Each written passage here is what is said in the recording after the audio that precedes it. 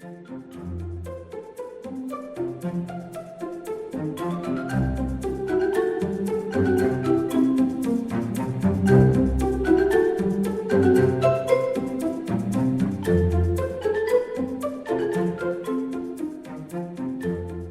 everyone. Welcome back to Fictionally Unstable with your hosts, Jessica, Maciel, and Lauren.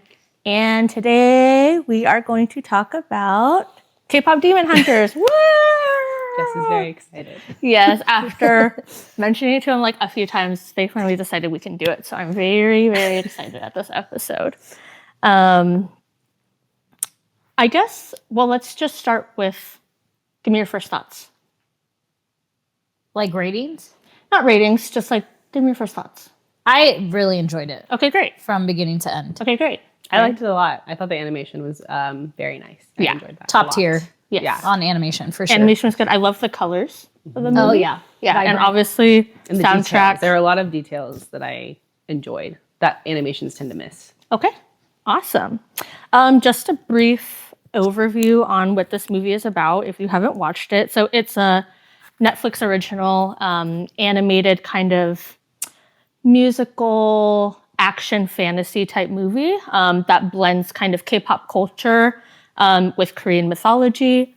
It follows a girl group named Huntrix who secretly fight demons using their voices, which has been done for generations. So since a long time ago, a trio of girls have gotten together to kind of create this barrier and prevent demons from kind of, sucking up people's souls and taking them.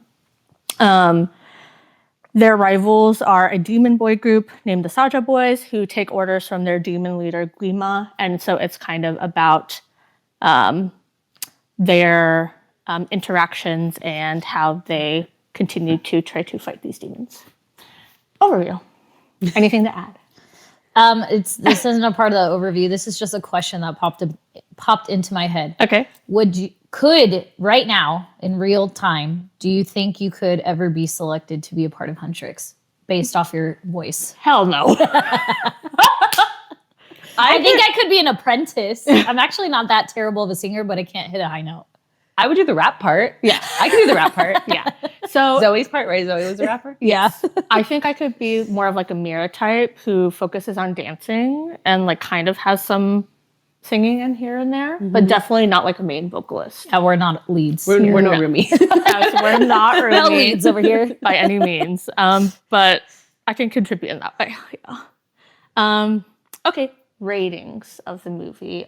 We do movies and TV shows out of 10. 10. Yes. I would give it an 8. I'm only giving it an 8 because I felt like there was a lot missing to the storyline. I felt like it was too quick. This is an adaptation of what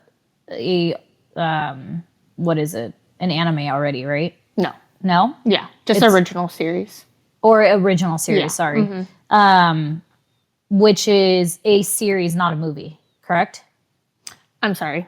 It's a Netflix original movie. Gotcha. So it's not No based original off of story. Yeah, right? it's original story. It's not based off of anything. Oh, I thought it was because No. I saw some drawings or whatever, and I was like, That was probably, I'm assuming their storyboard.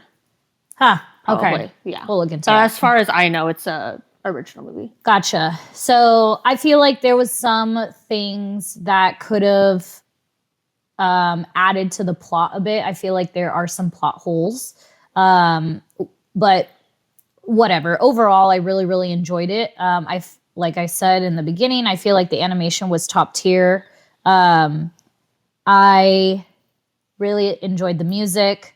But yeah, that's why I can't give it a 10 because it overall, like it was missing a couple of things. Like the story for sure is missing some details to it for it to not just be like, okay, yeah, they're singers and they're trying to get rid of demons. Like obviously that's the overview, but I like stories that are more than just the overview. Okay. If that makes sense. Yeah. Gotcha. Lauren?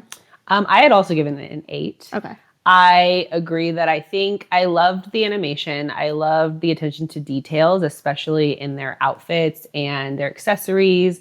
And I thought that was visually really nice. I thought their choreography was good. I thought the songs were really great. But I agree that I think the storyline, had they delved deeper into, I think they did a little bit with Rumi's, which I liked, but I think they could have gone deeper with her storyline. And I think that the final scene of like how it ended came a little too quickly. And I would have liked it drawn out a little bit more. That would have been probably pushing it to like a 9 or 9.5 if they had done that. Yeah. Okay. I'm giving it a 9. And the only reason it's out of 10 for me is because the ending. And I was like, I wanted a happier ending. And that's the only reason. Other than that, I loved it. Actually, watching a it love back, story. Yeah. I was like, I want a love story. Like, they need a happily ever after. I'm pissed about that. Okay. What was I going to say? I forgot. Rewatching it last night, I was like, I like it even more than the first time I watched it. Because the first time I watched it, I kind of just like put it on. I was like, oh, what's this about? And I was like kind of just watching it doing chores and in the background. And I really sat down yesterday watching it. I was like, I love this so much. I could watch it for a third time today, actually. It actually made me feel more emotions for some reason, like towards the ending. Like I started feeling something a little bit deeper. And so I was like, oh, so when a movie or like a book or a story is able to make me feel that, it typically tends to be get a higher rating for me. Yeah. So yes, I'm hoping that, because if you guys don't know, I think there are plans to do at least 2 more sequels. So I'm hoping maybe they'll do a little bit more of some filling in the plot gaps. And maybe the next one, who knows? I hope they do a prequel. So we understand how we got here, not just, hey, this is kind of the story. Like, why did they specifically pick these 3 girls? So that would have to tie into their storylines.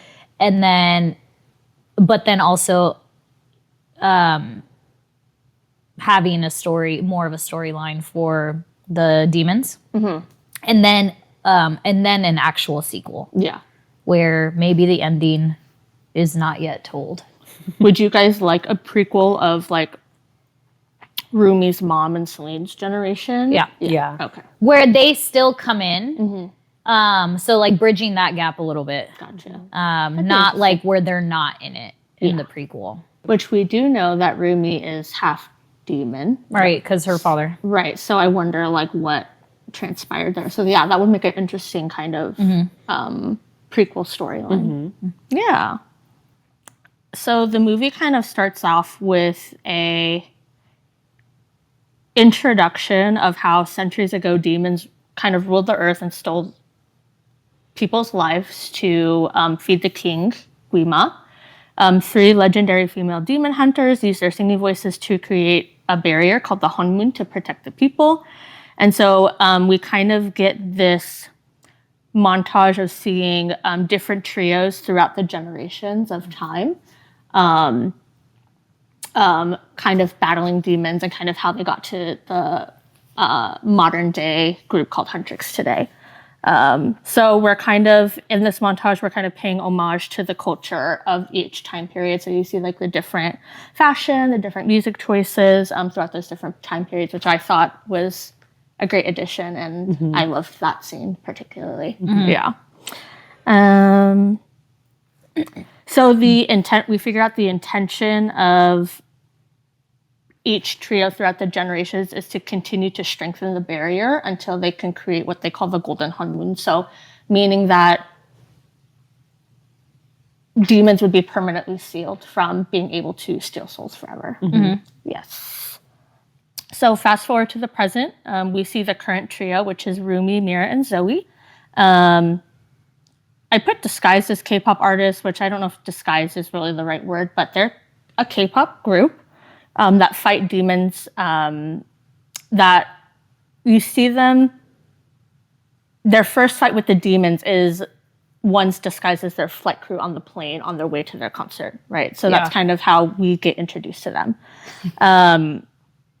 Their first song that we hear is called "How It's Done," which I find this whole introduction of them very entertaining. Like, how they introduce the group in general and just kind of like their funny personality of how they really are versus like their like pop star presence. Yeah, persona. K-pop star persona. Rumi is, I guess you would call her the leader, and she's the main vocalist, and her main weapon is a sword. Zoe is the rapper. She's also what we call a maknae, which means she's the youngest member, and her weapon of choice is daggers. And then Mira she's kind of like the visuals / dancer persona, and her weapon of choice is a scythe. They also have different colored hair Yes. to identify them right away. So Rumi has purple, Zoe's black, and then Mira has pink hair. Yeah. Rumi's hair is crazy. That's a lot of hair in your head. It's really long. I mean, it touches the. I'm surprised her head isn't like always like this. And it's like a thick French braid, so it's like really voluminous. I wish they would have shown. Did they show it down at any point? No, she always has Always braid. up. Yeah. It's crazy. Okay, this first scene, let me just talk about it because this shit's so funny to me. So when they introduce the girls, you know, they're eating and they didn't know that they were flying away from the concert.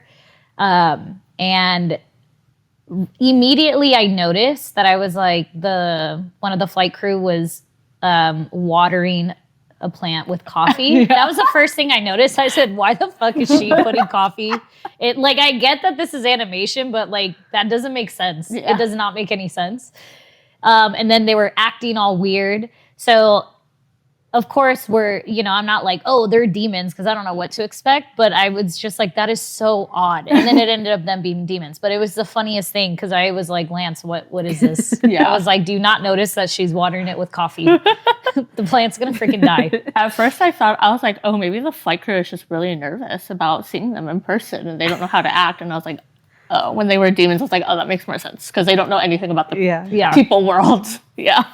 And I love too that the first comment I had actually made just about the animation in itself was when they had the actual like anime expressions. I think it's cool. It's taking something in you would say three-dimensional in a sense, and adding that detail to it made it just more enjoyable, right? Because that's how anime expresses their emotions and whatever. And I always love that. And so I was like, oh my God, look. I did like the blend of like the actual kind of detailed animation with like the cartoony expression. Yeah. I thought it obviously made it more funny. Yeah. Which we'll get into later when they like actually meet the Saja Boys and like their expressions are hilarious to me. Lauren, anything to add? I thought that whole scene was funny too when they were like, you guys are demons, and then the pilot is over here and he's like He's like, what? The guy's like trying to connect the thing and it's just like kind of trying to connect the seatbelt.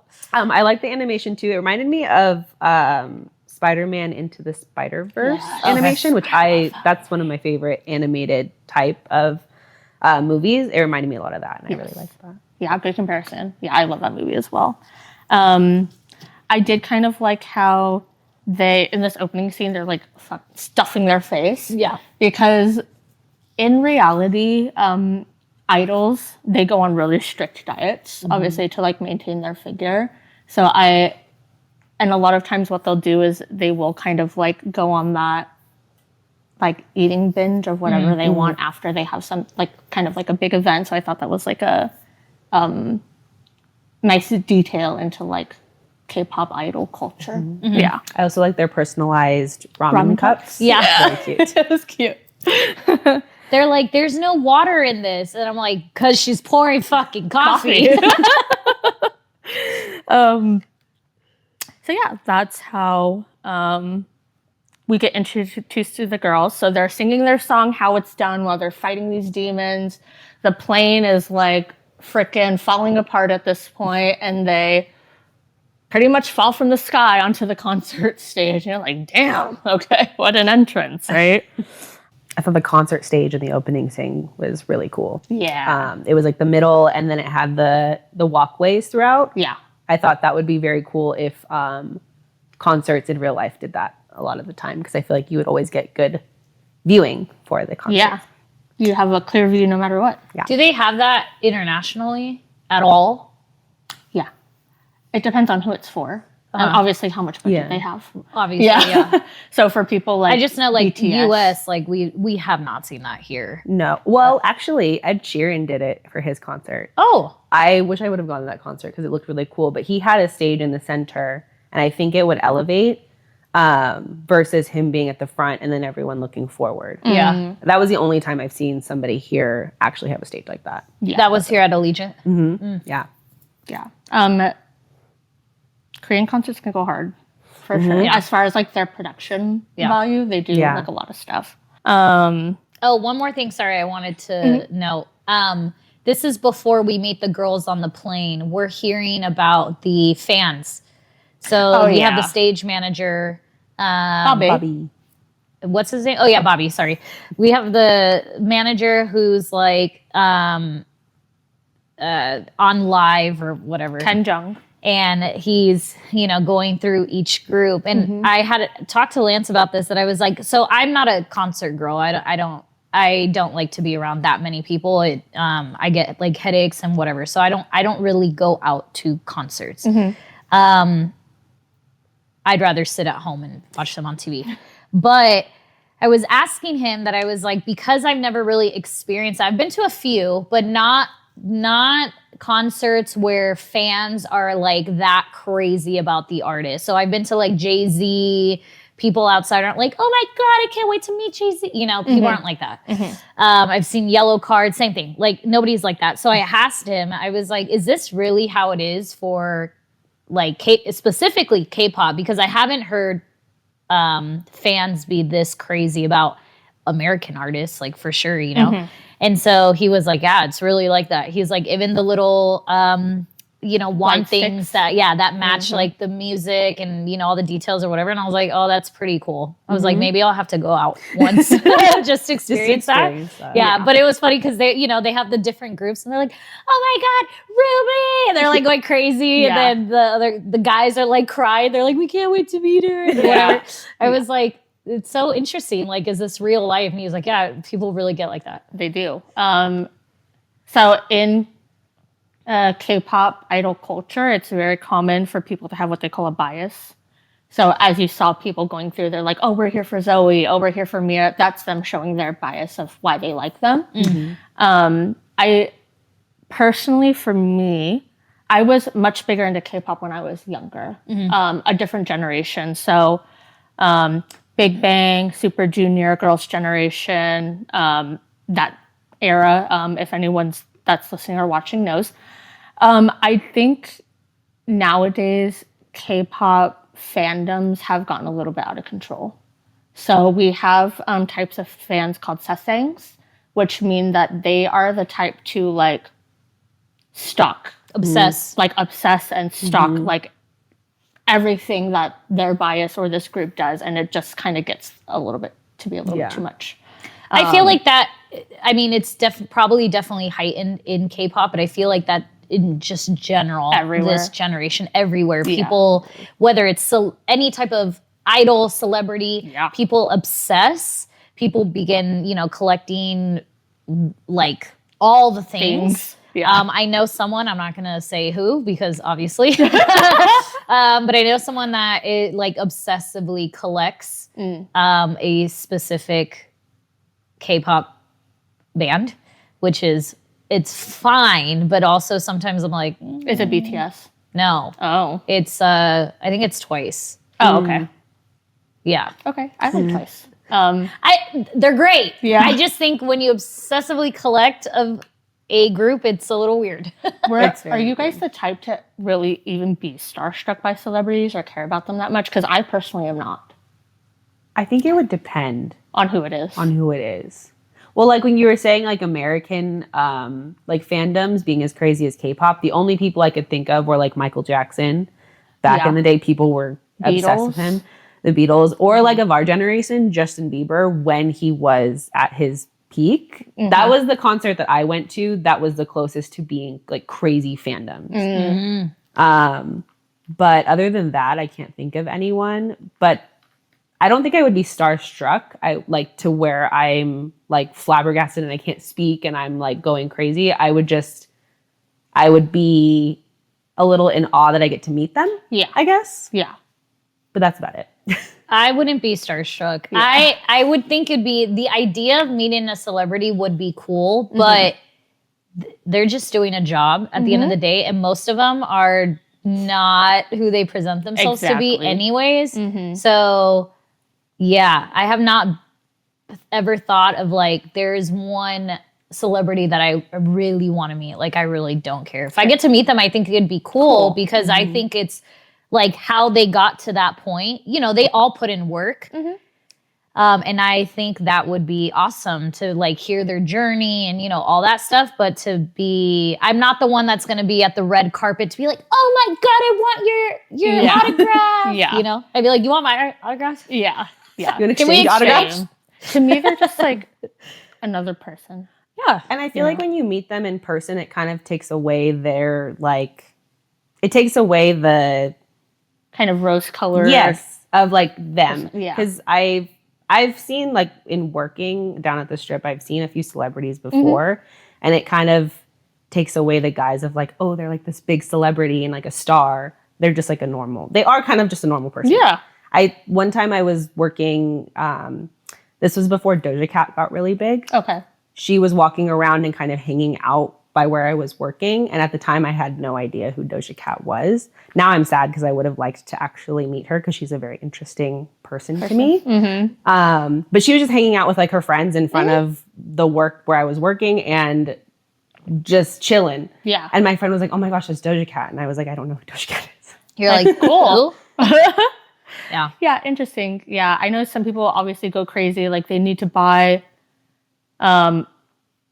this is not calling y'all out. BTS is great and all, but I know there's a lot of people out there that are like, I need to go to every single concert of theirs. Like I need to go to every single member's like solo concert. Like I need to do this and that. And I'm just like, wow, that's a lot. Like I can't. Yeah. I mean, I get fixated on certain things. We've talked about this before. There's certain things like that if I like it in the moment, I'm like, I want a thing of it, but I've never been obsessed with one thing where I need to collect all of it. Yeah. And that's fine. People have hobbies to do that. For sure. Yeah, when it comes to real people, I think, because I think of it this way. I'm a huge Harry Potter fan. So I can fixate on Harry Potter things, but it's fiction. It's all fake, you know? So it's never going to die down. Yeah. It's always going to be there. Yeah. Real people, you never know. They can break up and then it's like, now what? Yeah. Like, yeah, I don't know. Sucks. One Direction. Oh, yeah. Oh, they were huge. I never liked them. Fan, really? No offense, sorry. I love Was not. That's AJ's favorite. AJ, sorry. I did not like them. You love One Direction. No, I loved One Direction because it was in high school when they were really big and I was a big fan of them. But then they didn't last very long. No. And broke up. I did like Zayn though. Yeah. Not a Harry Styles fan. Myself. Sorry. It's okay. It's okay.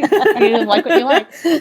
Personally, for me, the group that I was obsessed with was, if I was obsessed with any group, was Big Bang, which they broke up because, yeah, one of the guys is an idiot and did a lot of controversial things. So sad about that. Okay, let's continue. So kind of in the opening of the movie, we also get introduced to Celine, who is a formal idol and hunter that's now kind of Huntrix's mentor, right? So she's kind of like trained them on how to fight these demons. And we also find out that she took in Rumi when her mother died, when Rumi was just a baby.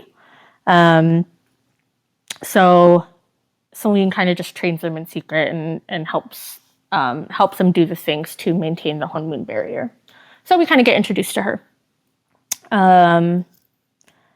Next, we get introduced to Guima, which is, I guess you would call him the king of the demons, the demon leader. He's just like this giant ball of purple fire, but not as giant as he could be, right? His power is dwindling. He's getting smaller and smaller, so he's kind of desperate to keep his presence alive and to grow, and puts pressure on his demon following to capture souls.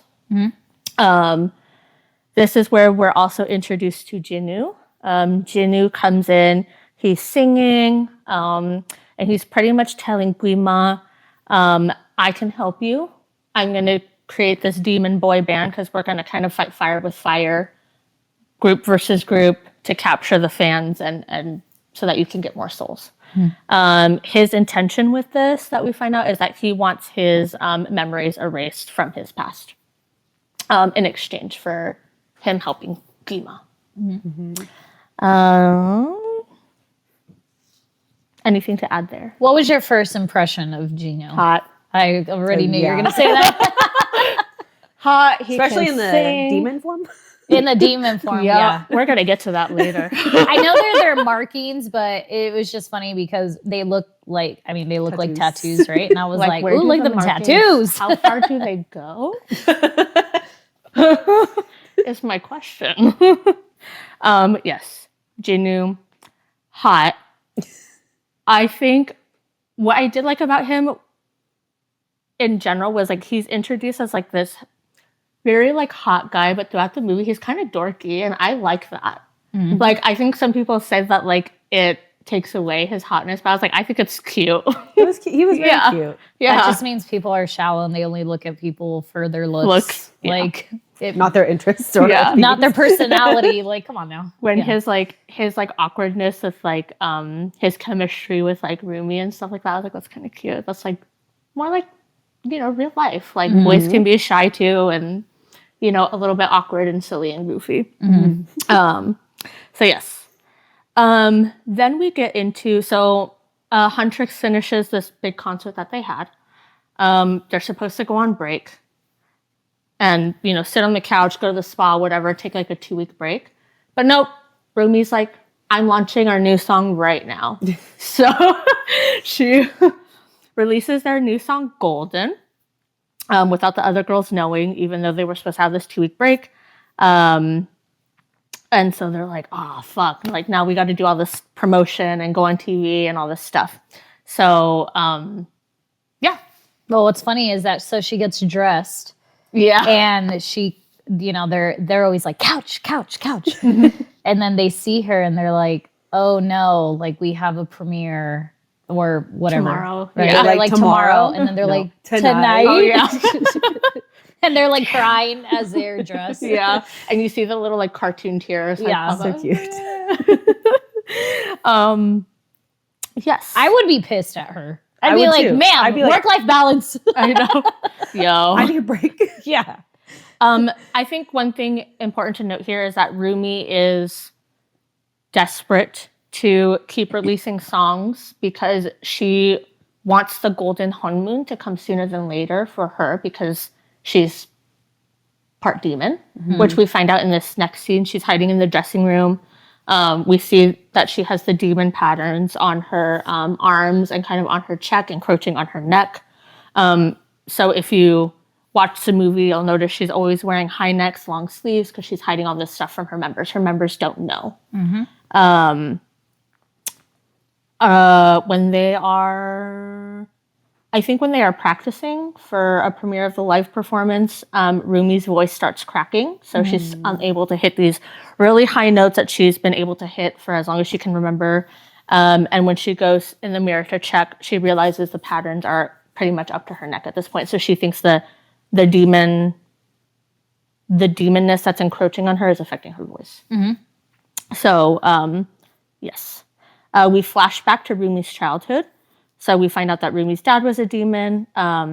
Celine, her, I guess, mentor, foster mother, says that her patterns will be gone once all the demons have been erased and the golden honeymoon has been put up, which is why she's so desperate to keep putting these songs out there and trying to get that honeymoon up.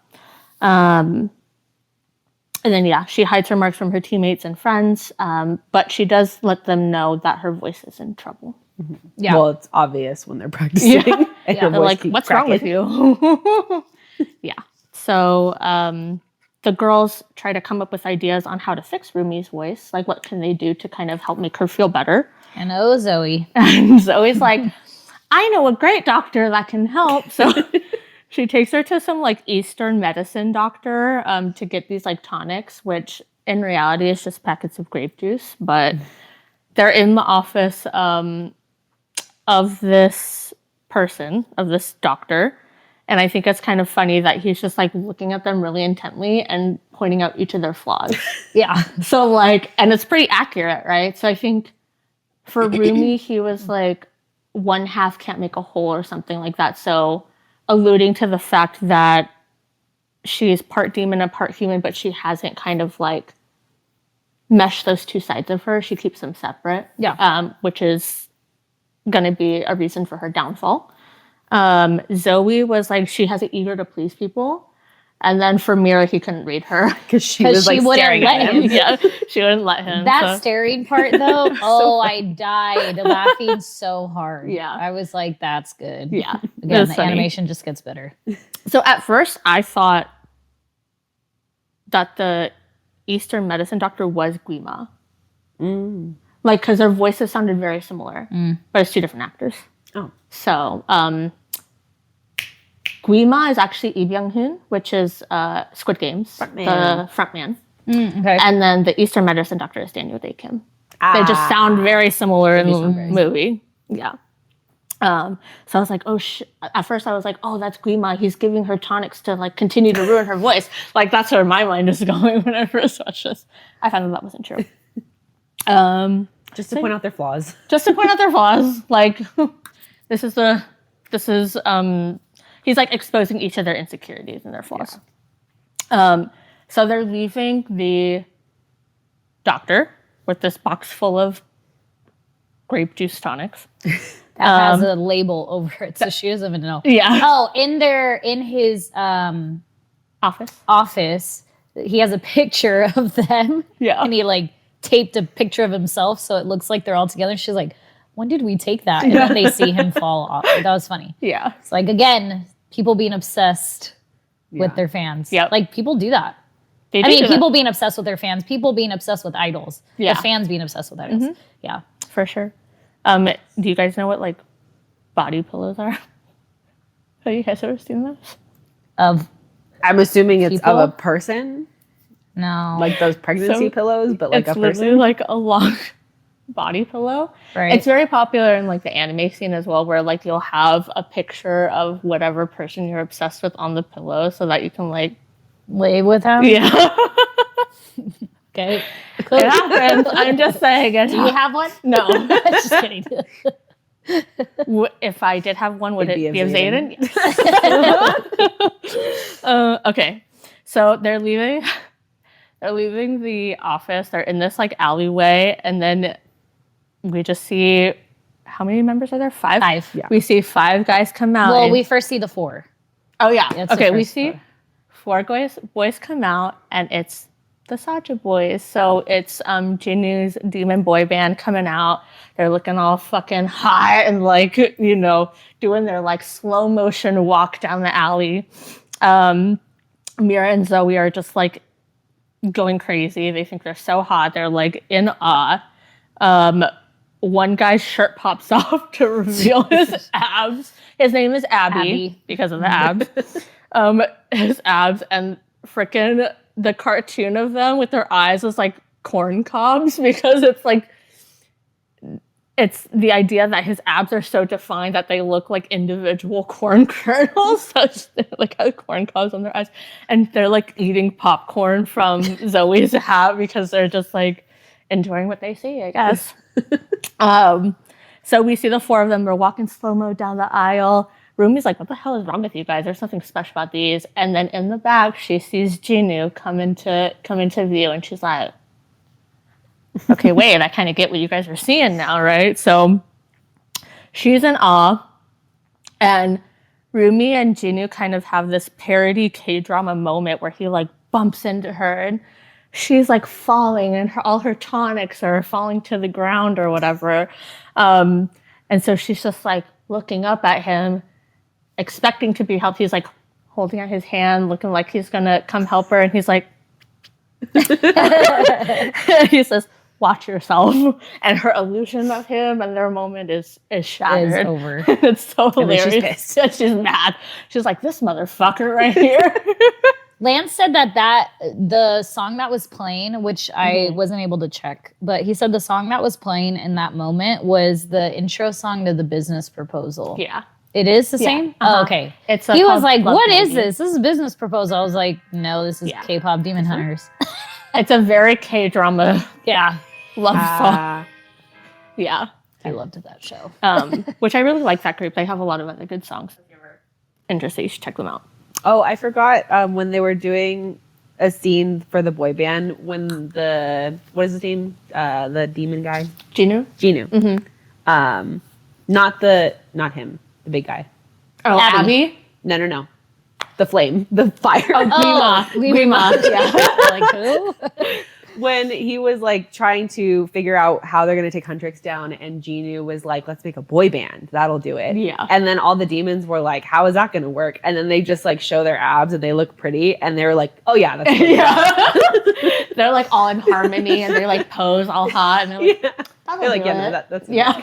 Every time we go to the demon world, they keep showing one specific demon that's always there. He's like the one with the like longer hair and like really long nose or whatever. And I'm like, he's a true fan. He's a true Saja Boys stan. They have their run-in. The Saja Boys walk off, but kind of Huntrix stumbles onto like the streets or whatever, and all of a sudden them and people around them start hearing this like song. There's like smoke and all this stuff and like what's going on. And so Saja Boys are performing like on the streets to promote themselves. And their, I guess, debut single, you would call it Soda Pop. Soda Pop. Yeah, I like it. What's the shoulder thing? Yeah, I can think of every time I drink. Yeah. So. And they're dressed like, literally like BTS butter. Very colorful. That music video. Very colorful.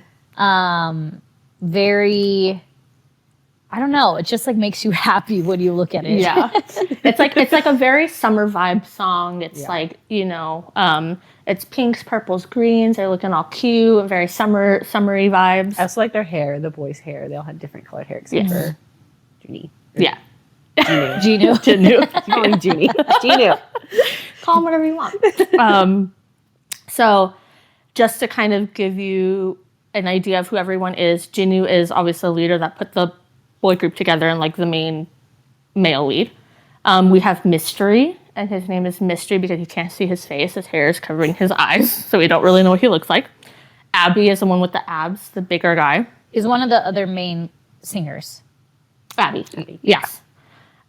We have Baby, who is kind of like the main rapper, I guess you would say. And he's called Baby because he has a very like young looking face. And then we have Romance, who has kind of like this long peaked hair. He's very like pretty boy, seductive kind of look. So that's all of your Saja Boys. And he's always throwing hearts in their faces. Yeah. Cartoon hearts. So they're singing their song in the middle of the street. They're dancing. They're putting on a show. Everyone around them is intrigued. And the girls are like, why are they so good? Like, what's going on? Why does everyone love them? And they kind of get a flash of their demon patterns. And they realize that the Saja Boys are demons. So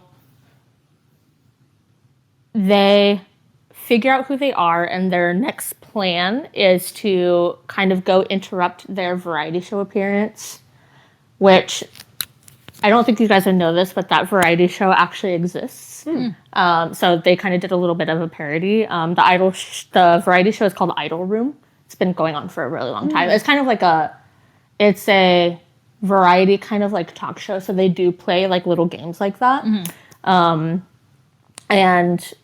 they pretty much mirrored the hosts and the way they look like almost like exactly. So that was a little fun parody in there for anyone that watches Korean variety shows.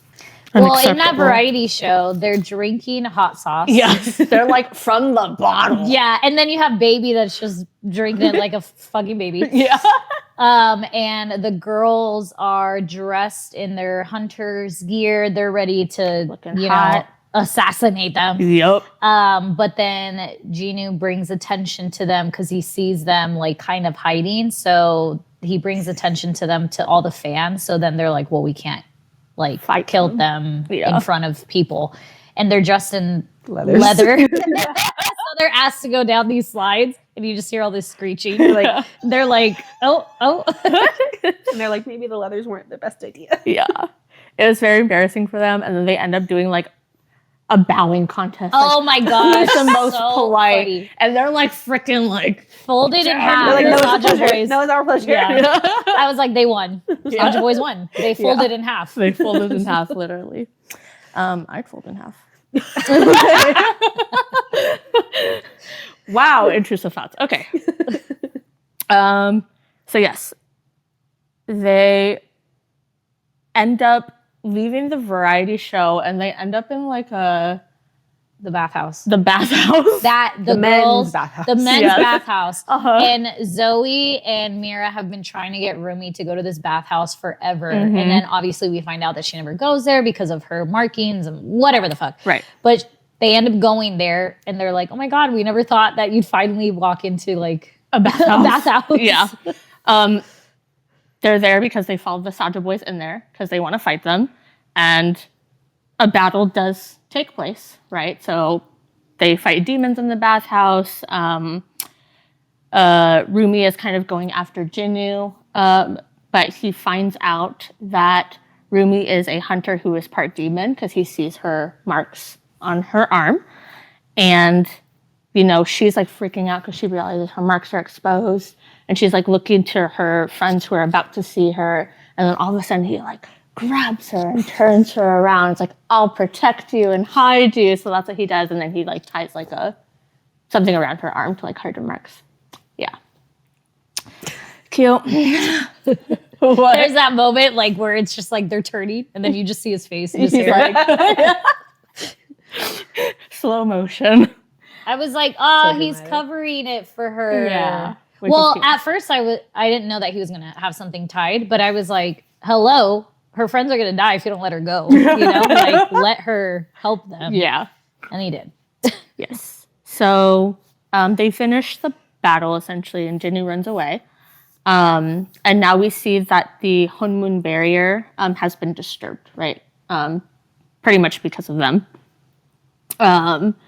And Well, they did end up taking a soul of a elderly man that was at the bathhouse. Right. And that's like the one soul that Guima, right? That's his Yes. name, that he receives, at least from that moment. I was like, oh, the poor man. he was singing Soda Pop. Yeah. He was a big fan. He was a big fan. Yes. And the girls realize that the Saja Boys have gone viral now. So they're kind of just like all over the internet. People are making TikToks and reels, doing their dance and all this kind of stuff. So they're going viral. And Huntrix are like, we gotta like take them down somehow. We're gonna create like this new diss track to like release and kind of expose them for who they are. And they want to do all of this before the Idol Awards come up, right? The Idol Awards are going to be like one of their bigger performances to like, you know, gain fans unity, I guess you would say, in order to help them seal the barrier. So they want to do all of this before the Idol Awards come. We see Jinu sending his demon familiars, which is a bird with a tiny little hat That he made for his bird. for the tiger. For the tiger, but the bird still. Yeah. And then the tiger. So he sends his demon familiars to come get Rumi so that they can meet, because obviously Jinu wants to talk to her, know more about her, why she has these marks, etc. So they meet. He's intrigued in her because he wants to walk freely like Rumi does, even though she's part demon. So I think his intention was like, how can I kind of get to the place that you're at as well? You know, they have this like chat, this argument or whatever, and Jinu tells Rumi that not everything is what it seems, that Guima controls them. even if they don't want to be doing the things that they are doing. We get a flashback of Jinu 400 years ago. So Jinu's like fucking 400 years old. He grew up in a poor family. He tried to busk on the streets to make money to help feed himself and his sister and his mom. He was unsuccessful, and in his, I guess, depression and desperation, he hears Guima in his head and ends up making a deal with him. So when he makes the deal with Guima, all of a sudden, the royalty, the palace royalty, knows about him, wants him to come be kind of like their entertainment. So he gets to go live in the palace. And even though he lied to Rumi about this, what had happened was that he left his family behind. So he kind of made the selfish decision where it's like, I'm going to go live in the palace because I'm going to get fed, I'm going to get a house, my life will be better. And he kind of leaves his family behind. And eventually the guilt takes him and the marks consume him and he ends up becoming a demon. So that's kind of his story. Anything to add there? Okay, the cat. The tiger. The tiger. Sorry, cat, tiger, same thing. Tiger is the national animal of Korea, which is why that's significant. Okay. Yeah. Well, Not a him cat. trying to lift the pot was the funniest thing. I was like, He's like, if he doesn't hurry up and get this pot up, and she goes and she like picks it up for him, and he walks forward and knocks it down again. yeah. I was like, oh, okay. And you see the bird just looking at her like, They're so cute. it was really cute. And he just like, how Rumi finds out Jinu wants to see him is he's just like spits out a letter on his tongue. He's like, what? Like there's just like this letter from Jinu that says, come eat me. So Jinu, obviously we know that he did lie to her, but is that because he couldn't remember? Or he intentionally lied? I think he because intentionally kind of lied. obviously later on, Guima shows him his true like memories, but he always wanted to have his memories erased. Yeah. So are we sure that he remembered that piece until he realized it was like, oh, I did lie to you. That's not how it went down. Good question. I don't know. I guess when he automatically says he lied, that means like doing it with intention. But I guess that's not always true because he could have thought he was telling the truth, but ended up telling a lie he didn't know about. Yeah, So maybe. like lying by omission. Yeah. Or was it also, because this is what I thought, when Guima showed him the real memory, I thought that was a lie. The real memory. Like Of I him thought because choosing to he's, leave his family? yeah, like I thought in my head that That could be true. he's consistently getting into the minds of all these people Right. and, feeding them, I guess, half truth, half lies in He's a like sense. amplifying their insecurity of like what they think of themselves. Right. basically. Right. And altering the perception. Yeah. So that's That's what I true. thought, that he altered that perception could for be. him. Yeah, it could be. I would like to think that. I would like to think that Jinu wasn't that type of guy. Yeah. But that he thought he was doing better for his family, but now is guilty and thinking that, well, maybe I wasn't thinking of my Right. family, maybe I was thinking about myself. Because I'm getting ahead of myself. Because we'll talk about the ending in a second. Okay. Because it makes me believe it because of how it ended. Yeah. Yeah. Okay. Yeah, that's a good point. I didn't think about it that way, but probably. Okay, so after Jinu and Rumi have their meeting, Huntrix come up with the song Takedown. And pretty much these next few scenes are just a montage of the girls battling demons. And we kind of see the back and so in Korea we have a lot of different music award shows, ones that go on weekly. So kind of what you see in that is Huntrix is winning one, Saja Boys are winning one. So they're kind of like they're kind of like neck and neck as far as popularity goes, with their songs and them being a group. So we kind of see a montage of that. Fast forward just a little bit, and Huntrix decide to do a fan signing event. And the Saja Boys crash it, pretty much, and they end up making it a joint signing. And they're all just kind of pretending to be cordial with each other, right? For this fan signing event. Anything to add here? Well, you have the placement of where they sat was Because funny. the Saja Boys were like, we're also doing our signing over here. And so then half of the fans go over there. And then Huntrix is like, wait, half of our fans are gone. So they're like, we're actually doing a joint signing. We're doing it together. Yeah. So you have Abby and Romance, because they both have pink hair, sit with Mira. Then you have Baby and what's the other one's name? Mystery sit with Zoe. They both have purple hair. They both have like a grayish purple hair, but they are like the rappers and essentially the youngest ones, right? And then of course you have Rujinu with Rumi, which they're fighting the whole time. Because he's like, oh, you didn't tell your secret to your bandmates. And she's like, that's my story to tell and blah, blah. And they're just like whispering. And now the fans are catching sight of them talking. So they're thinking that this is like a secret love affair. Yeah, pretty much. And someone like takes a picture of their feet touching. Which she like kicked him. Yeah. And so they're like shipping them already. Yeah. And one of the fans is like, your secret's safe with me.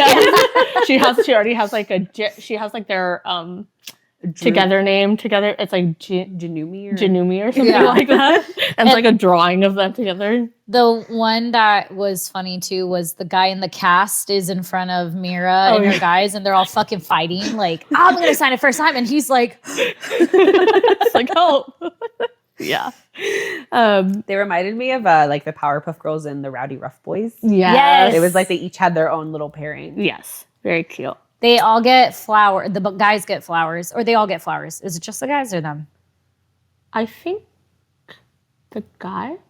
Well, regardless, they get that's like their ending. They get flowers, but then Rujinu gets a gift from a fan. From a little girl. She said, I do this for you. And it said, you have a beautiful soul, or what did it say? I think it said you have a beautiful soul. Something along those lines, And he was like, in his feels, like, oh. He was like, my soul. Yeah. And then they're like, okay, well, we got to go. They get up to walk away, and all the guys are throwing the flowers in the trash. And then that's when we see the note of what the little girl wrote him. Yeah. Very cute. Okay. After the fan signing, Rumi ends up sending an invite to meet Jinu. She sends like a save the date card or something like that. And so they meet. And then he's like, this is a weird place or something for a date. And she's like, what? This isn't a date? Ew, gross. And he's like holding up the card and she's like, you're so old. Because he takes everything to be like very literal. So they're kind of walking and talking, and pretty much she suggests to Jinu that he can get his freedom if Huntrix wins the Idol Awards, because she's confident that the honeymoon will be sealed and Guima will be cut off. So if Jin is just on their side of the barrier, essentially, that he will be just fine and he can be able to live freely. That's kind of like her idea. So they have that interaction, and then we see the Idol Awards come, and Rumi is questioning on if their song Takedown is right for this. Because she can't figure out that final lyric of how she should go, because she thinks it's too harsh or too mean. It's too mean. I think, obviously, I don't want to say Jinu got in her head, but he kind of made her realize that these demons are likely being manipulated. Like, they don't, she's also a demon, right? Or part demon. So she has like some sort of empathy for both sides, essentially. What is it? They end up going to fight some demons. There's like this big hole on the train in the barrier that a bunch of demons are coming through, pretty much on the train station. So they go to fight. Mira ends up picking a fight with Rumi because she knows that she's hiding something. Like, why do you think the song's not right? Like, there's something that's not right with you, or something that you're not telling us. So she knows they're hiding something. The fight with the demons end, and everything's okay. The girls end up also agreeing with her that the song is just not right. Like, this is not something that's going to unite the people. It's not a good fit. And at this point, they don't know what to do. Jinu and Rumi meet again, but Jinu is kind of hopeless that Rumi's plan will work. He's not confident that, that plan's going to be successful.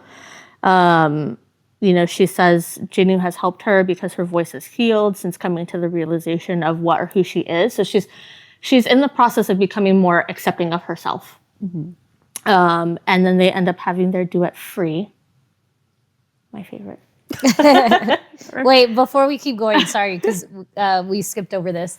The grandma or the older lady, with the bracelet, okay, yeah, where she's asking, she's like, for your girlfriend, yeah, you want to give, and they're like arguing, and he's like, "What? That's not my girl. She's not even my type." And she's like, "What?" Like they're just arguing. I'm everyone's type. And then she goes up to Rumi and she was like, "Find yourself a better man," or something like that. Just funny. And then that's where you see the awkwardness from him. Yeah. Like he's super quirky.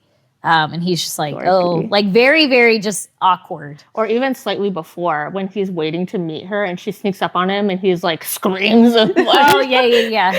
Or like when she was like, why does the bird have a hat? And he was like, well, I made it for the tiger, but the bird took it. Yeah, but the bird keeps taking it. So we get to see a little bit more of his personality. It's very cute. And does she end up giving the bracelet to him? She does. He ends up taking it, right? She goes to turn away and leave, and he grabs her hand, and they're just staring at each other.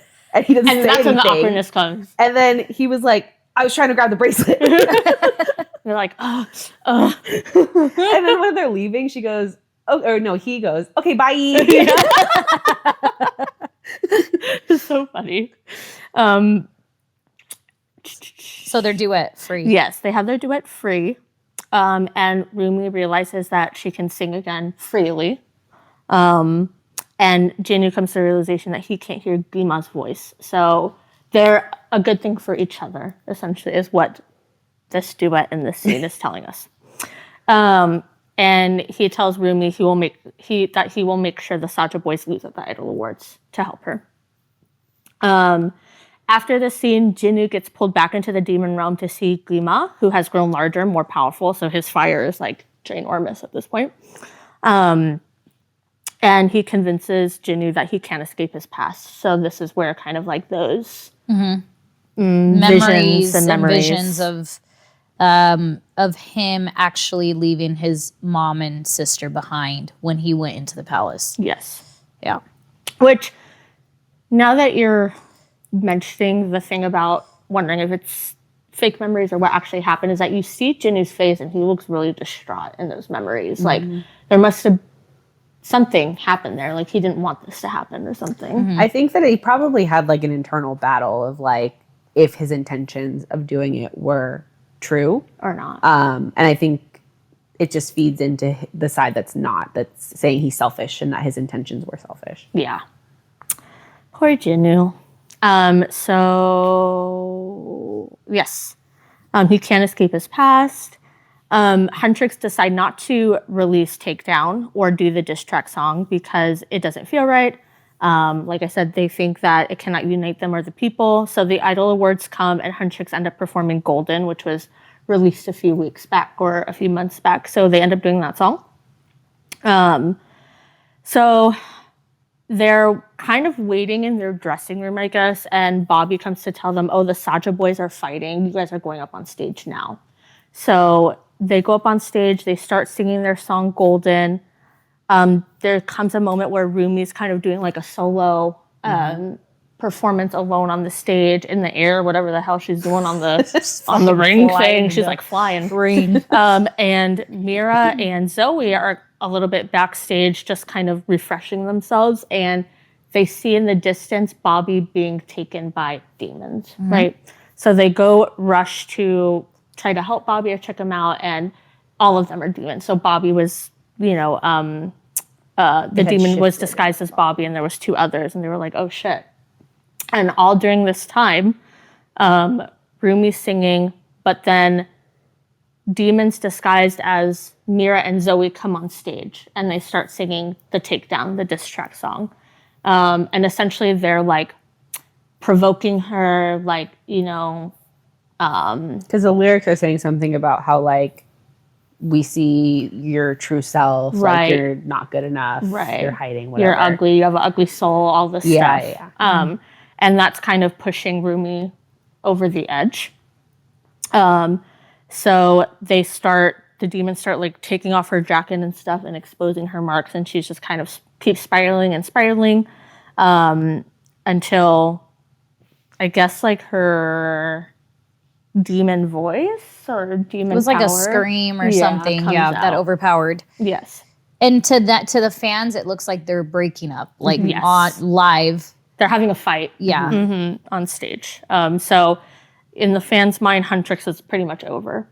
So Rumi screams and she runs away, or she runs off the stage, and she sees the real Mira and Zoe. And at this point, all of her marks have pretty much consumed up to her head at this point. Yeah. And Mira and Zoe see, and they find out who Rumi truly is, and also that she was working with Jinu because she keeps mentioning his name about how he was supposed to help, and this is not how it was all supposed to go. More than anything, they are upset that she hid this from them for so long and lied about who she was. Rumi runs away to find Jinu, and he's standing there with the fake Mira and Zoe, and she realizes that he betrayed her. But even then, Rumi's like, this is not who you are. Like, you're a good person. Like, this can all still work out. So she's still kind of hopeful for him. And that's where he tells her he lied Yes. about what actually happened to him. Yes. Jinu at this point is kind of like in his full Demon self. hot demon self with his like traditional, it's like a traditional Korean hat and like robes. So everyone's kind of on their own. Rumi goes to find Celine and exposes her full transformed self. She's asking Celine to kill her, but Celine cannot go through with it. Obviously, she raised her. And, says the idea like, we'll just tell them that it was like the demons, That they lied. that it was the demons putting on this show to make it seem like she was. And Rumi refuses to continue to hide who she is. So she's like, no, I don't want to keep doing that. I need backstory on Celine, because in that moment, fuck Celine. Yeah.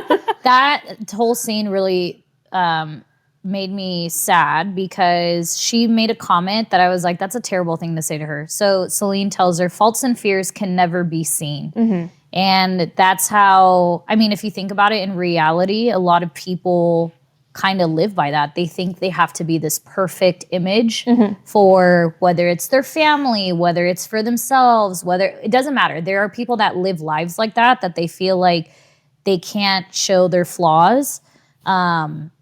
And you're taking a sense of humanity away from people saying that or people believing that. And so that made me sad because I was like, you never actually loved her whole then. Like, you are basically telling her that you can't love her as who she is, as a demon and a human. Yeah. So she has to conceal herself and whatever. And I'm like, you're fucked up. You suck. Which is common in like Asian cultures for older generations to make the children feel shame if there is a part of them that doesn't fit in their world perfectly and makes them seem lesser than. And so I think that, that was very sad because it's like she's telling her like, well, you'll be better one day once we get rid of your markings and once you're not a demon anymore. But she's like, but you raised me to think that this part of me is something I can get rid of when it's just a part of me. I can't get rid of it. Yeah. I think I look at it slightly different. I think it's like more of a generational thing. I think with Celine, obviously, she probably grew up hearing that as well, and is kind of also projecting that onto Rumi. I do think Celine has love for Rumi there, but like her sense of duty as far as being a previous hunter and like, you know, her duty to like make sure that the demons stay sealed is just kind of clouding her judgment in a sense. Well, and I'm sure too with her mom, like again, backstory, you don't know if what her mom was telling her, and she's trying to raise her how her mom would have wanted. Right. And so even if she wanted to feel a different way towards Rumi's demon side, she's trying to abide by what her mom would have wanted. Yeah. Or even like we don't know what happened to Rumi's mom and like her downfall. So what if like Celine's almost kind of like overprotectiveness to want to separate the demon self from Rumi was like her idea of maybe of a way to save her. Like I don't, you know, just like some thoughts to think about. Don't know. Okay, yes. So also during this time, Guima is starting to get into the heads of all these people. So like he's getting into the head of Bobby, who's starting to think like he's not a good enough manager because he couldn't keep the girls together. He's getting into the heads of Mira and Zoe because of what just happened with everybody. And just like multiple fans in the audience. And he's using the Saja Boys as like a way to entice people to like, let's go to, I think they end up at Namsan, which is like that landmark that you see in the background, but he's like leading them there, obviously, to take everyone. So Saja Boys are there. They're doing their live performance of the song Your Idol, and pretty much enticing everyone. Guima is there, right? He's like this big fire in the background of their performance. So he's like, you know, enticing them to come closer and closer so that Guima can consume them. And then we see Rumi coming in to disrupt the performance with a new song called What It Sounds Like. So she starts singing it solo. Zoe and Mira end up coming too when they hear Rumi, and they all start to sing with her. They make amends and work to defeat the demons and make a new honeymoon. So essentially, when Rumi and Celine were having their conversation, she was like, this is not the honeymoon that I want to keep, I guess, fighting for if it means that she can't be herself, right? So at this point, the barrier is like completely destroyed, and now they're making a new one, essentially, is what the song is doing. So, you know, they're fighting, and on the verge of being defeated by Guima, or Rumi, on the verge of Rumi being defeated by Guima, Jinu jumps in to save her, so he sacrifices himself. So Jinu ends up being consumed by Guima before it can get to Rumi, and you know, she continues to sing, and then all of the audience pretty much is lending her their voices, their souls, or whatever to make it even more powerful. And they're all kind of like uniting and coming together to defeat Guima. In that moment, too, he ends up gaining his soul back. Like, he got his soul from Guima, but then he gives it to Rumi so that it doesn't get consumed again. Yes. So, yes, he gives her his soul. And Huntrix create the golden honeymoon, and all is right with the world. And they finally get to take their break. Yay! They end up at the bathhouse together finally after Mira and Zoe have been fighting for so long. And now we see that Rumi's not afraid to wear things that are a little bit on billboards with them. Yeah, she's on the... They're kind of scars now. Yeah. So they're no longer like active demon marks, but you see kind of like the faded scar marks of them. They're like, couch. And they see their fans. They're like, oh, no couch. Yeah. And then the very last scene we see is Jinu's familiar. So the little bird and the tiger. Yes. And then that's the ending. Yep. Yay. So good. There also apparently is a deleted... Well, apparently this movie... I don't know how true this is. The movie was supposed to be longer. Yeah, like 3 hours. Yeah. I felt like it needed to be a bit more. Yeah. And there supposedly was a scene they took out where they're like in the aquarium and they like have a kiss scene. I was like, oh, I heard. Why did you take that out? But that was the movie in a nutshell. The entire movie. The entire It's an hour and a half. in a nutshell, and our thoughts. Final thoughts. I guess question for you is, what was your favorite scene in the movie? Or favorite part, I guess. I think my favorite scene was the airplane scene in the beginning. I thought that was funny. And I liked the introduction of the Huntrix characters. Yeah, that was a good scene. One of my favorite moments that clicks into my mind right now is when they first started creating the diss track, and they're all in the room and they have like a wall with their posters up because they're trying to find something to diss them about. Yeah. But then Zoe's like, oh my God, but they're so hot or whatever. And then Mira's like pissed and she's like, I'm taking them all down off her walls. Zoe's so boy crazy. It's funny. Besides the opening scene of like the different generations of the trios, of the Demon Hunter trios, I think my favorite scene was the introduction of Saja Boys. It's just too funny. Oh yeah. Yeah. That's good. And the K-pop parody, I thought was, or the K-drama parody, and that was really funny. Yeah. Who was your favorite character? My favorite character is Mira. I think she's... I knew you were going to say that. Yeah. She's so relatable, and she's just funny to me. Yeah. Lauren? I like the tiger. Okay, yeah. I like the tiger too. I was going to say, I think my favorite is either Mira or Zoe. I think one of those two. They're funny. I like them. They're funny. They're like funny friends. Yeah. Interesting question for you. Might take a little while to think about. But so the movie uses music as literal magic. What would your magical performance power be? So like, let's say you had to go and fight demons. Like, what would your power be? So like, just an idea, there's like singing, dancing, anything that you could think of as like people do as like a hobby. One of the examples was my looks.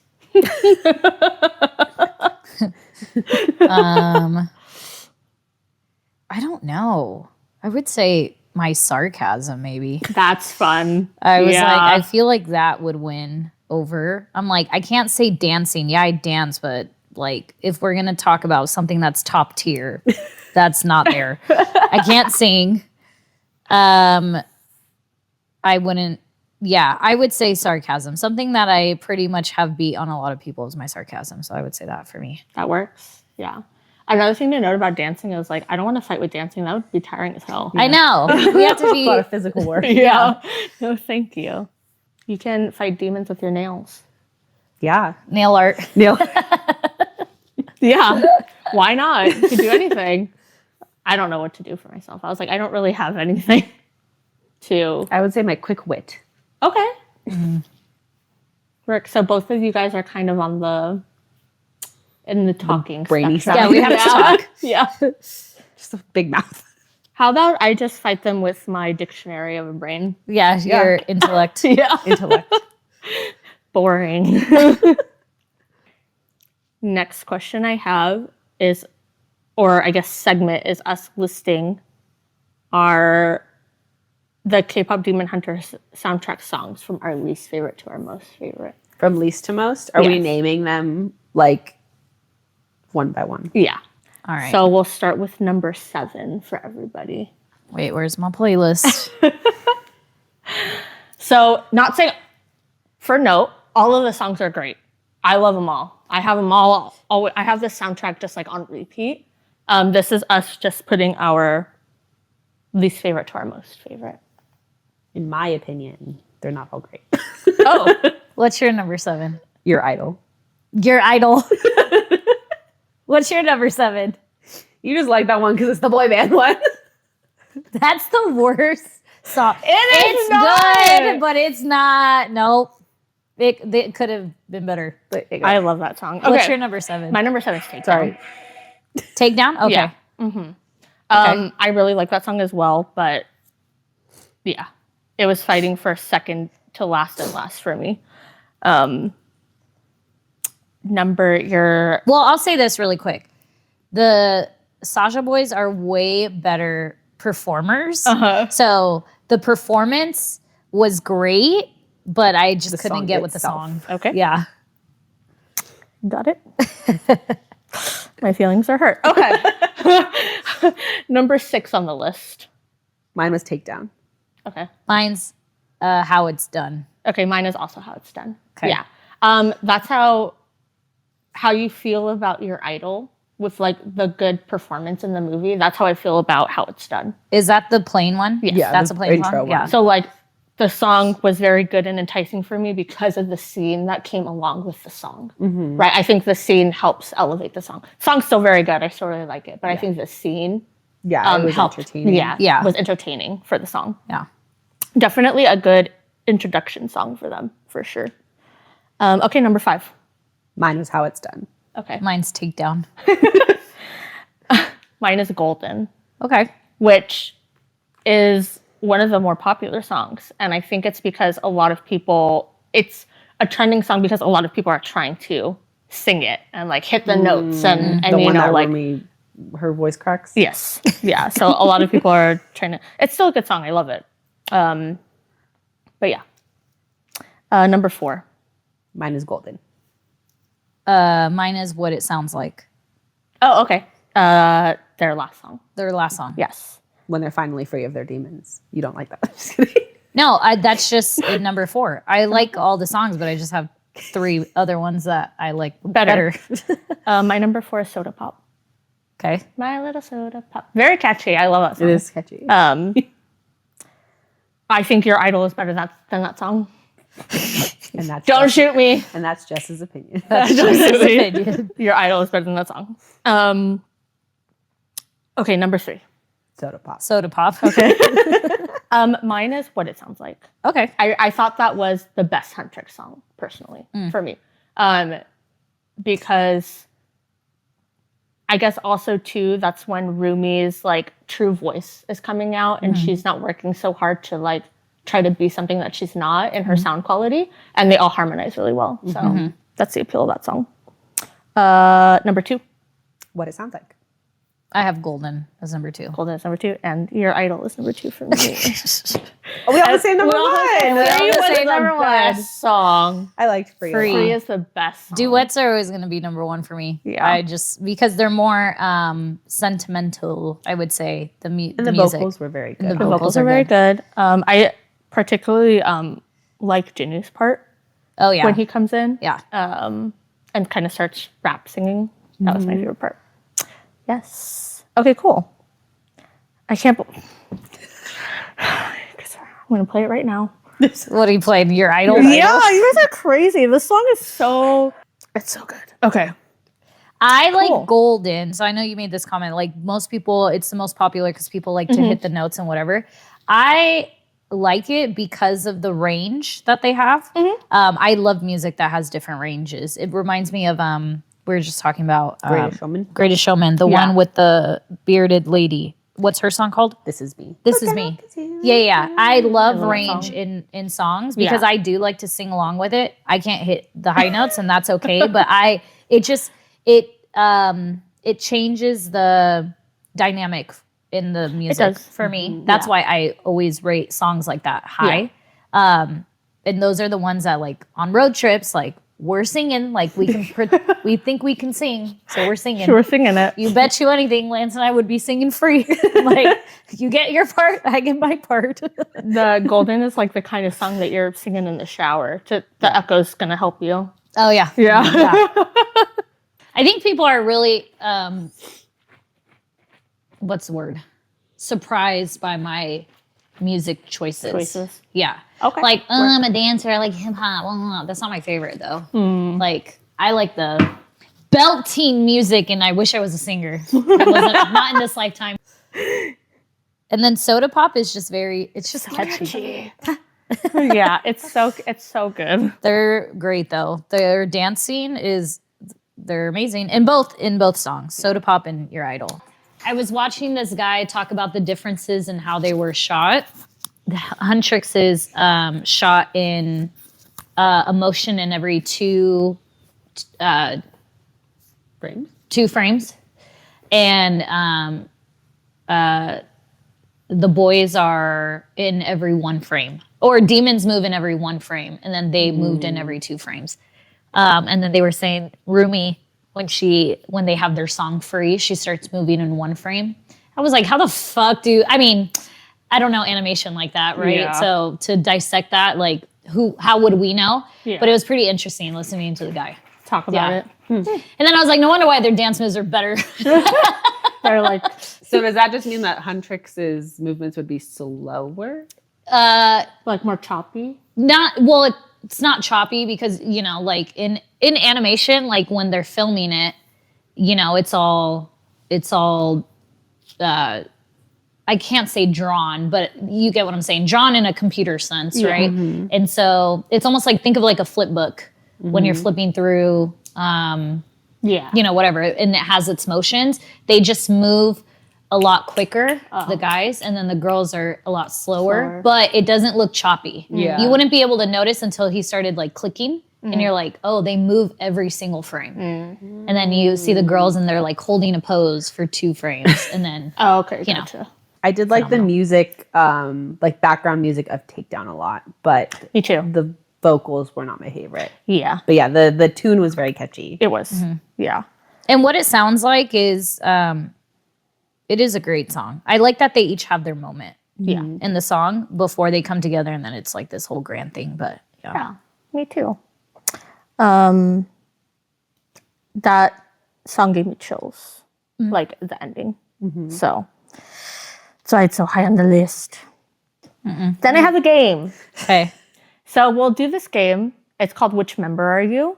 And then I guess we can go around and say which member we think each other are, I guess, and see if it matches. all right. While you're looking that up, let's do the one where we think of what, like who Oh, we who think each is other is. who we think is who. I mean, you're Well, Mira. Jess is easy. Yeah, It's you're Zoe. Zoe. Yeah. You're Zoe 1000. sure. Boy obsessed, empathetic, people pleaser. I'm a real one. You're definitely Mira. 1,000%. I put myself as Mira as well. I'm also tempted to give you Mira, but I don't want all of us to have this, or 2 people have the same thing. I also put that you could be Mira. But I was trying to figure out. So I feel like for You're Bobby. I'm sorry, he's like the comedic relief of the group, and he's kind of just like there for his girls. And Yep. yeah, you're Bobby. Okay, I got a BuzzFeed quiz. Okay. Okay, I'll read them as we go through it. Okay. So, first question. First, in your friend group, what best describes you? I'm the planner. I'm the mom friend. I go with the flow. I'm the comedic relief. I keep everyone's secrets. I'm constantly finding new friends to join the group. shit, I don't know. What Okay. am I? I definitely know what I am. The 2 that I am most like, but Okay, I picked one. Okay, next question. And which alignment do you personally identify with? Lawful good, neutral good. I hate these questions too. Lawful good, neutral good, chaotic good, lawful neutral, neutral evil, chaotic neutral. Neutral evil. No. Wait, oh, my thing refreshed. Okay. Lawful neutral. Neutral.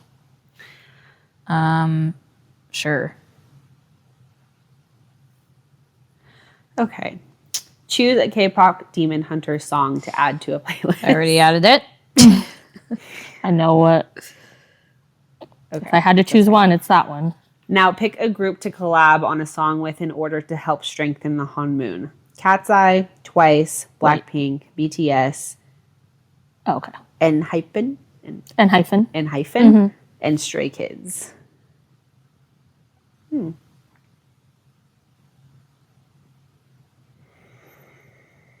Choose a song to perform at the Idol Awards. Manchild by Sabrina Carpenter, Anxiety by Doechii.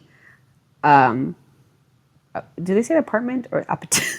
It's really apate. Apate by Rose and Bruno Mars. The Giver by Chaperone. 7 by Jungkook featuring Lotto, or Bohemian Rhapsody by Queen. Okay. Just pick a snack or a dish. Bibimbap, boba tea, dim sum, dalgona, mochi, or pho. I don't know. They're all good. What do I choose? Okay. Picked. I think so. You're assembling a demon hunting group. Which character are you teaming up with? Michonne from Walking Dead, Buffy the Vampire Slayer, Joel from The Last of Us, Dean from Supernatural, Sean from Shaun of the Dead, Winona from Winona Earp. I don't know most of these people. I know, same. I don't watch only these shows. know So I guess one. I'm choosing the one I know. Yeah, I was like, I only know one. Okay, which K-pop demon hunter character would you want to star in a rom-com with? Perfect. I already know my answer. And finally, if you had to give... Shit. Oh, Hold on, I think I lost my thing. Give me we'll one wait. second. Sorry, fucking refreshed. What the fuck? Okay, I'm ready. And finally, if you had to give a presentation about why one of these animated movies is the best, which one would you choose? I got Mira. Read your description. Your personality matches Mira. You're independent, resourceful, and observant. Period. Like Mira, you're someone who loves to explore the world around you, and your natural capacity for curiosity is one of your strongest qualities. You march to the beat of your own drum and don't care what others think, which is why your friends often turn to you for the hottest trends or even just advice. Period. Jess, what'd you get? I also got Mirror, which is not accurate. As she was reading it, I was like, it says, and you don't care what others think. And I was like, that's not me. That is very much me. Who'd you get? I got Bobby. It says your personality matches Bobby. You're hardworking, loyal, and sincere. Like Bobby, you are a planner who has no problem keeping track of everything that needs to be done in a day. Due to the fact that you are so organized, your friends often turn to you when they need help. Like Bobby, your passion has led you to an exciting career doing what you most love. Go off. Nice. All right, redo yours. Maybe change some of your answers. Because you were like, oh, I can't pick between, so pick the other ones. What did you put for your first one? The mom friend. Okay, that is, yep. I was like, if you pick She's something like, else. Let me What about your personality identity? Neutral good. Okay. Yeah. Your song, free. Yeah. Should I pick your idol? That would probably lead me more towards Zoe because she's so boy obsessed. Who's your group? I put BTS at first. Okay. Did you have another one? Pick a group to collab on a song with in order to help strengthen the harmony. I am so sorry for anyone I'm not a big Cat's Eye fan, so I'm not choosing them. Hands off, Gabriella. I hated their gnarly song. I'm so sorry. That was really terrible. bad. It's very catchy though. I still think I would choose BTS. I wasn't really big fan of the other ones. I like them, but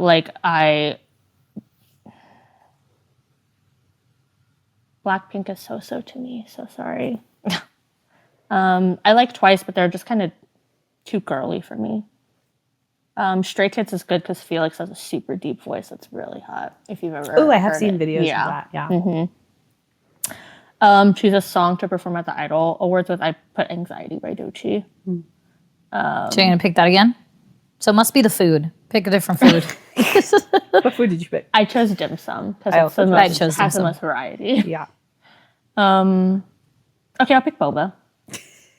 I was stuck between boba and dim sum, so I'll do boba. Okay. What about the other one? Joel from The Last of Us, because that's the only one I know. I know Buffy, but I never really got into Buffy the Vampire Slayer, and everyone else I don't know. And then Jinu. Yeah. And then your animated movie. I put How to Train Your Dragon. But I was stuck between that and Spirited Away. Okay, we're going to pick Spirited Away. Oh, still got Mira. Still got Mira. Have you guys ever watched Nimona? No. Oh, it's really good. So. It's on Netflix. You should watch it. Yeah, I still got Mira. I don't know how to get Zoe. All right, well. I'm Mira, but not really. If you get, let's see, some people put their top. So if you're roomy, your personality, hello. It says, it doesn't show the full thing, JK. What's the point of reading this? To start off Zoe's. It's you're funny, enthusiastic, and positive. Like Zoe, you're a fan first and foremost. You love to share what you love most in the world with your friends. That's all I got because they only showed a small snippet. Oh, you could get Ginu's tiger. Oh, cute. You can get Bobby. We know that. And then If you're Jinu's tiger, you're curious, loyal, and well, adorable. Like Jinu's tiger, you will do anything to help your friends. Cute. That sounds like me. Could be Genie's like tiger. Ginu's tiger. All right. Well, I think that's it, right? Anything else? No, that's all we had. Hope you enjoyed our, I guess, breakdown and commentary and just kind of little discussion questions and games related to K-pop Demon Hunters. Make sure to like, follow, and subscribe to Fictionally Unstable Pod. We're on TikTok, we're on Instagram, and then all places you can find podcasts. And then, Let us know what you think. It's available on Netflix. It's probably top 10 still on Netflix it's currently. number 2 right now. Oh, there you go. Number 1 is Happy Gilmore 2. Number 2 is K-pop Demon Hunters. Also, if you have any opinions on your favorite songs from the movie or what your order would be as far as your least favorite to most favorite, let us know. If you're on Team Your Idol side, let me know. But yeah, until then, embrace instability. Yeah. Yeah, bye. Bye.